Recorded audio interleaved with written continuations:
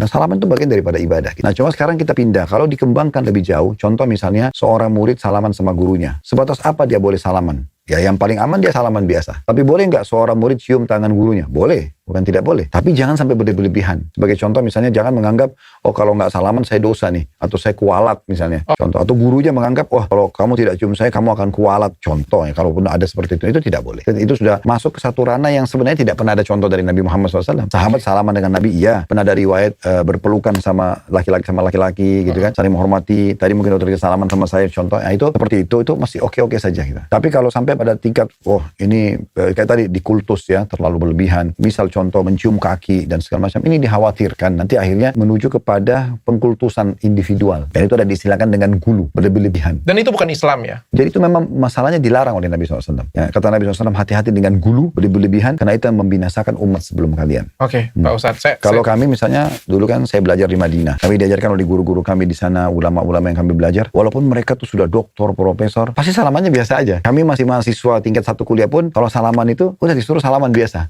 Selain dia merasa itu membuat dia tidak sombong, juga dia ingin mendidik kepada kita salaman seperti ini yang dicontohkan. Nah, justru semakin tinggi semakin seperti itu ya Pak Ustadz ya? Ya kalau di Timur Tengah ya, kalau yang kami dapatkan gitu ya, maksimal itu di Madinah atau di Mekah itu kalau ada guru mereka biasa mencium kepala untuk menghormatin gitu ya. Nah itu yang ada. Tapi tentu saja saya bilang tadi bukan tidak boleh mencium tangan, atau mungkin ada orang yang kebetulan salaman sama gurunya karena dia terharu dia mencium pundaknya, tapi itu bukan sebagai pengkultusan, hanya mungkin sebatas dia menghormati mungkin. Tapi kalau sudah sampai ke kaki ini sebaiknya tanda kutip jangan.